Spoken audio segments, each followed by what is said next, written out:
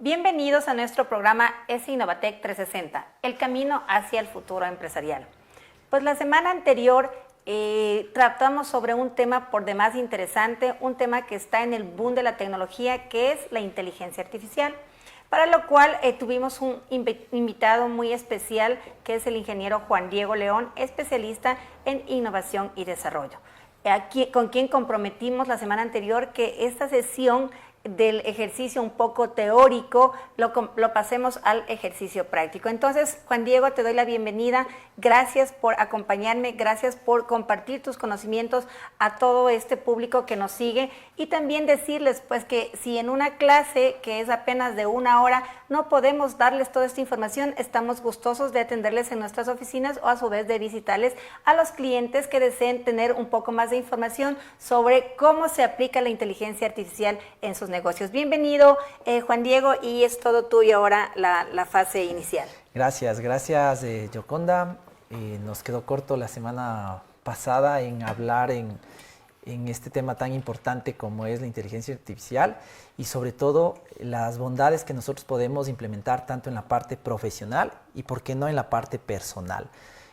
Hay muchas formas y maneras de poder explotar a esta herramienta que más adelante un poco vamos a hablar. Es una de las nuevos desarrollos industriales tecnológicos de esta nueva era, ¿no? Entonces eso es lo que es muy importante que la gente sepa. Y bien dijimos, pues, que no es una herramienta que recién está apareciendo, que ya hace 2 años apareció en su uso, y que la gente está un poco incluyendo sus negocios, sino que apareció según la evolución desde los años 1950, ¿no? Sí. Y que ha ido evolucionando en sus diferentes etapas. Sí, ¿no?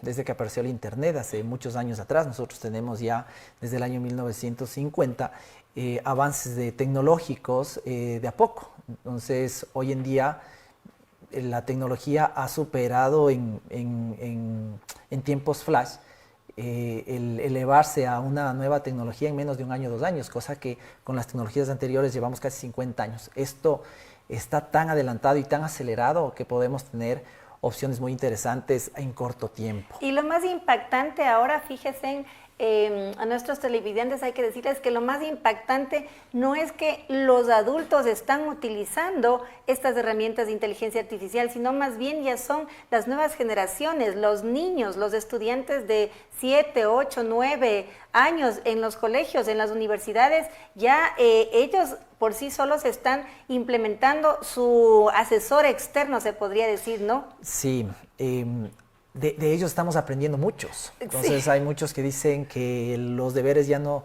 se hacen en Google, sino ya se hacen en la inteligencia artificial.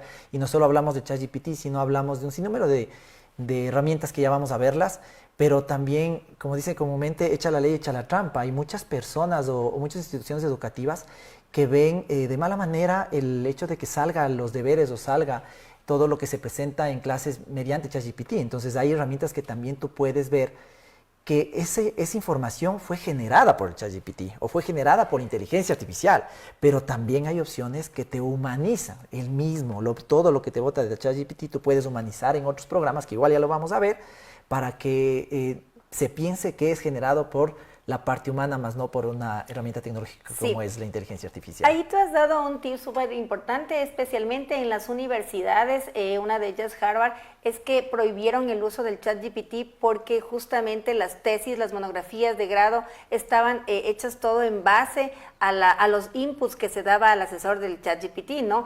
Pero más sin embargo, crearon programas, como tú dices, echa la ley, echa la trampa, crearon programas que identifiquen que todos estos contenidos sean directamente dados desde estas herramientas de inteligencia artificial. Pero básicamente hoy está cambiando un poco esa ideología y que más bien usemos al ChatGPT como un asesor externo que nos ayude a potenciar nuestras inquietudes y nuestras problemas, se podría decir, ¿o no? Ya no contratar un asesor físico, sino más bien tener un asesor con diferentes áreas potenciales. Sí, desde luego, hay muchas maneras de poder utilizar personalmente, como te comentaba, en deberes, en responder correos electrónicos, en la parte corporativa, soluciones de que salgan nuevas ideas de parte de la inteligencia artificial. Otra de las cosas muy importantes también es por qué no ocupar como base ChatGPT para generar otras cosas internas que ayuden a la parte corporativa, que es una de las cosas que también estamos promulgando acá en el programa es Innovatec 360, de que haya muchas opciones de que se puedan implementar en empresas. Entonces hay distintas formas en las cuales tal vez aquí se les pueda dar una idea y luego podríamos llegar también a asesorar para poder implementar eso en ellos, ¿no? Sí, de hecho el día de hoy lo que vamos a hacer es una especie de una masterclass resumida de lo que pueden hacer. Entonces, por eso es que en vivo vamos a mostrar ciertos ejercicios prácticos orientados específicamente a la parte empresarial, ¿no? Porque de eso se trata nuestro programa de Innovatec 360, dar tips a los empresarios para implementar herramientas tecnológicas que les ayude a optimizar sus costos, sus tiempos, sus recursos, que a la larga, pues como tú sabes, eso se ve reflejado en la última línea del balance, que es el resultado del ejercicio. Ya sea que la empresa está perdiendo o está ganando, pero la intención de este programa es que los empresarios implementen herramientas que les permita reducir costos y tiempos, que a la larga eso se ve trasladado en dinero, ¿no? Sí, y son herramientas que ya las tienen en la mano. Son herramientas que desde el celular ya los pueden tener. Hay cosas en las que sin necesidad de pagar ya se puede tener. Hablábamos unos porcentajes del programa pasado de que hay a nivel mundial el 80% ya lo está ocupando. Pero solo el 10 al 15% sabe que existe. Entonces, indirectamente o directamente, esto ya está en el internet, ya está en la web, ¿no? Ahora, de este boom que tú nos estás dando, Juan Diego, que es el 20%, yo creería que de ese 20%, la mayor cantidad de usuarios van a estar entre una edad entre los 8 y quizá los 35 años, ¿no? O quizá 40, pero las generaciones posteriores a ellos un poco siguen, digámoslo de alguna forma, resistiéndose a este uso de estas herramientas. ¿Qué opinas tú al respecto? Es la necesidad. Creo que la necesidad ha dado para poder ser implementadas a nivel, por ejemplo, de niños, de jóvenes. Antes nosotros, el hecho mismo de tener un Google que nos solucionaba todo y que parecía que podía resolver muchas de las cosas, hoy en día esta las resuelve, por no decir el 99% de cosas. Entonces, ejercicios como... Yo me pongo a ver unos ejercicios de álgebra, por ejemplo, el álgebra de Baldor. Sí, lo que nos mandaban a resolver 300 ejercicios. Que teníamos todos esos ejercicios de Mansell, etcétera. Oye, tú puedes ingresar eso y te resuelve por pasos. Así tienes también, no alguien que te resuelva, sino alguien que te explica cómo hacerlo por pasos. Entonces, hay muchos factores en los cuales positivos para poder hacerlos. Obviamente hay gente que solo control C, control V y listo, pero la idea de esto es que podamos tener un asesor del especialista en la materia que nosotros queramos. Y eso es lo que hablábamos también de que ya tenemos en nuestras manos. Toda gente que tiene un Apple ya tiene a Siri en la mano. Toda gente que tiene un Android ya tiene a OK Google en la mano. Entonces, claro, y eso, y en la casa también algunos ya tenemos un Alexa. Entonces el Alexa también es algo que trabaja con una base de datos, trabaja y va aprendiendo de ti. Y todos los dispositivos que ahora tú puedes conectar a la Alexa, ¿no? Y ya configuras e instalas la casa cuando vas a construir una casa, las casas modernas ahora ya tienen conectado todos los dispositivos electrónicos hacia una Alexa. Alexa, ábreme la puerta, Alexa, apague el foco, Alexa, prende la cocina.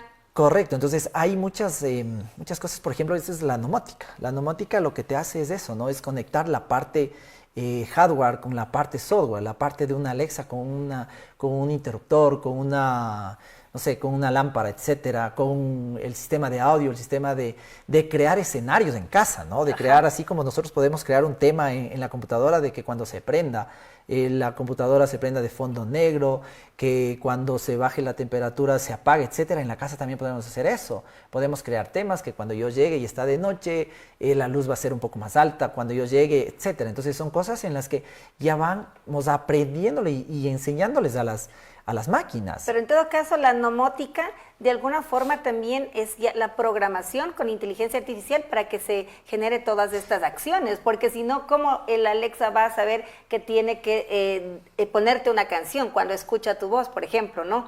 Entonces todo eso ya está programado de alguna forma usando estas herramientas. Va aprendiendo, va aprendiendo. La Alexa tiene una particularidad de que te dice, oye, a ver, háblame para saber quién eres. Entonces yo de mañana digo, Alexa, buen día. Me dice, Alexa, buen día, Juan Diego, ¿cómo amaneciste? Hoy es viernes y el cuerpo lo sabe.